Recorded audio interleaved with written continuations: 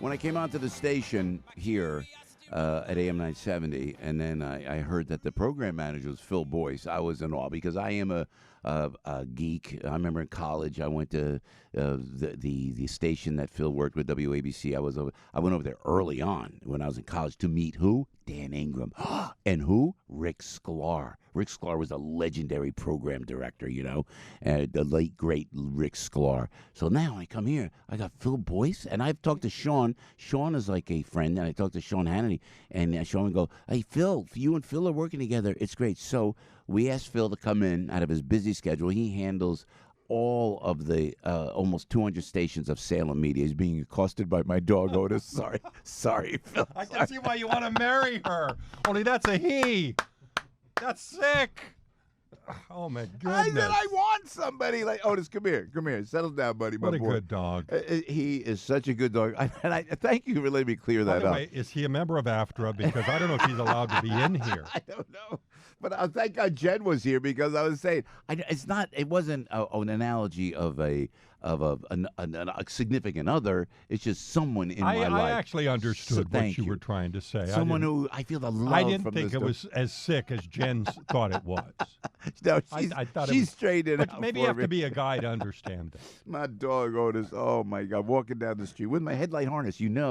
Our program director that I get a sponsor to him wear a little sponsor thing right now. Look, it says nice. Otis, and it's Headlight Harness, one of our sponsors. Hey, Phil, is he your emotional support animal? Would you take him on a plane? You know what? Wouldn't that be great because he's so big? Yeah. Can they complain? You'd have to about buy it? another ticket for him. I know, but didn't they stop putting emotional support dogs on planes? No, I think they still allow dogs. They do? just don't allow ostriches and peacocks. Peacocks. Remember the peacock in Newark? Phil, thanks. How are you, Phil? I'm good. How's your beautiful wife? I love your bride. Diana's doing well. She's the best. She's the best. She loves you. And I love that you married an Italian, Phil Boyce. I do too. Can I ask how? Before I'll get into this whole thing, but now that we're talking, because we're always talking business, and you're on a plane, you're talking with all our beautiful hosts all around the country. How did you meet Diane? How did you meet this nice Italian gal? Well, I was a disc jockey at KDZA in Pueblo, Colorado. Wow. And she was 16 working for the media relations office at the Colorado State Fair, and we were going to broadcast our show there. So we had to build a booth. Sure. Back in the day, the small town radio, you broadcast at the State Fair. Great. Well, she was assigned to us. Basically, they didn't know what to do with her. So she was assigned to us. I met her that way, and it's been love at first sight and every sight since. God bless you. Yeah. Hey, so you were at the cutting edge and forefront of great radio with Sean Hannity, bringing on Mark Levin and knowing Bob Grant and being a program manager at Bob Grant's station. You actually, if I may, hired and then had to. I fired and then hired. I fired Bob first, and then 11 years later, after Disney sold us and it was okay again, I hired Bob back. Amazing. Yeah. So Rush Limbaugh really kind of blazed the path. He did. For so many of us, He is the father or maybe grandfather now of talk radio that we know and love today. Yeah. Because at the time, I'll tell the story, it was 1988. Reagan had just lifted the ban on the Fairness Doctrine, or the Fairness Doctrine was what was stopping talk radio from existing. The Fairness Doctrine required that for every hour of conservative talk, you had to put an hour of liberal talk. Can you imagine how disjointed that would be? Yeah. Imagine if we had to do that here. So it wasn't going to work. Reagan recognized that, lifted it, and this brilliant entrepreneur named Ed McLaughlin had this guy in his hip pocket, Rush Limbaugh, who was doing radio in Sacramento. Now, Rush had been fired 7 times as a disc jockey. Why? Because he didn't want to be a disc jockey. He wanted to talk. And, of course, they didn't want him to talk. So, finally, somebody said, you know what, this guy's a talk show host. Let's just make him a talk show host. They did in Sacramento.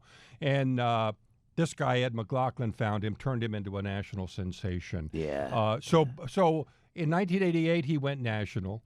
I remember the first time I heard Rush. I was news director in Denver, and I was driving home from work. I'd done my morning shift. I worked at KHOW in Denver, which was we had a news department, like a 12-man news team. I was the news director, but it played music. And back in the day, you remember, a lot of AM stations played music. I knew that was going to die, and we had to convert to talk. So I kept telling the station management, we got to go talk. They didn't think they had enough talent to go talk.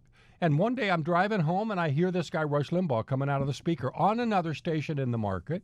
He was on KOA, I think, and they were just using him as a substitute. And I turned the car around and went back to my radio station, walked into the GM's office, said, turn on KOA right now. There's the guy that's going to revolutionize talk radio. I didn't know how right I was. Yeah. Rush was broadcasting from Denver there? No, he had just started the national syndication, and he talked KOA into putting him on for a couple of days. Look at that, man. Just put him on for a couple of days. Yeah. And then you made the move from Denver to New York, right to New York? First I went to Detroit at WJR, 50,000-watt flamethrower. Sure. Did not have Rush. Rush was on a smaller station. I tried for 4 years to get them to drop that smaller station. They were very loyal to that station and wouldn't put him on. Now, after I left, they did put him on. I felt that was so unfair. I never got to have Rush. But what I did was I got a job offer at WABC in New York, the most listened to news talk station in the nation. And the deciding factor for me was it had Rush Limbaugh. Wow. So we joined WABC in 1995. Rush had been syndicated there about 7 years at that time and was just starting to reach his zenith. And he owned New York City. He owned WABC. And then we had Bob Grant afterward. And a year later, Disney bought us. They didn't like Bob's controversy, so they made me fire Bob. And guess what? I found Sean Hannity. Then I found Mark Levin. And we put Rush and Hannity and Levin together. We created the Big Three lineup, and WABC once again became the most listened to news talk station. Phil, how did you find Sean in Atlanta when he was in Atlanta? He was in Atlanta, and he reached out to me when I fired Bob Grant, and he said, I want to be the guy to replace Bob Grant. Wow. He was 32 years old. I thought he was a little too young and green.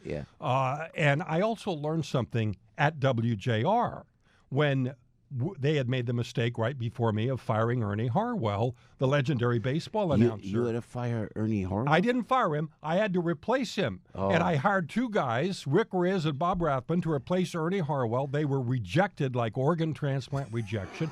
And I learned from that, you never want to be the guy to replace a legend. You want to be the guy that replaces the guy that tried to replace the legend. So I didn't want Sean to replace Bob Grant because I thought he would fail. So I hired Sean to do 11 o'clock at night. He wasn't in that zone. And after a year of being number one at 11 o'clock at night, we moved him to afternoons in January of 98. Monica Lewinsky happened, and he was off to the races. But that whole lineup worked. But Sean, and I saw Sean yesterday, and I listened to him when he came on the air, because he came on the air 10 minutes after Rush made the announcement. And this is the first he had heard it. And Sean's voice was visibly shaken because he owes his career to Rush. The last year, before we syndicated Sean, Sean substituted for Rush 12 times in that year. Oh, wow. And so Rush, by allowing Sean to sort of take his place, sort of put the mantle on him. It was like being knighted, you know, on the shoulder with the sword. And so after that, I said to ABC, this guy's good enough. We got to take him national. And we did that. And, of course, we took him national. Sean, on 9/10. And on 9/11, all hell broke loose, and Sean was on the air. Wow, this is great. And with Rush, did you get an inside line from Sean, how Rush is doing? How long he'll be off? I mean, he'll be off these 2 days. He's going to try to come back Thursday. Look, we're going to hope and pray for the best for Rush. You know, you've lost people from cancer. I've lost people from cancer, and lung cancer is the worst, or one of the worst. But there's new treatment available, and I'm sure he'll avail himself to it. And if anybody can beat it, it would be Rush. So let's not talk about Rush like he's gone. Let's just enjoy the fact that we still get to keep Rush Limbaugh doing what he's doing as much as he can do it for the foreseeable future. I'm such a fan. I want to talk to you about so much. I love Dr. Gorka on the Salem Network. man. Mike Gallagher is one of the sweetest, wonderful guys. You got Yeah. you got the knowledgeable, the guru of everything, and Dennis Prager, and then Dr. Gorka just crushing it on the air, Phil. He was such a find. I'm so blessed to have found him. Yeah, yeah. And, of course, I found Gallagher, too, but that was back in the day at WABC after I'd fired Bob Grant. yeah, Actually, Mike yeah. Gallagher was the first person I hired.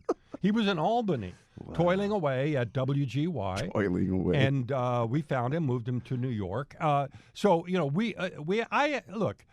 I looked at the firing of Bob Grant as the worst thing that ever happened to me, but potentially the best thing that ever happened to me, because it gave me a chance, if I could survive, to rebuild a great radio station. And what better station than WABC? An honor to work for you, Thank Mr. you, sir. Boyce. Thank you. Thank you. Thanks for sharing And your we'll pray thoughts. for Rush. Yeah, Yeah, that we will. absolutely. Phil Boyce, the legendary programming guru of Salem Media, kind enough to join us.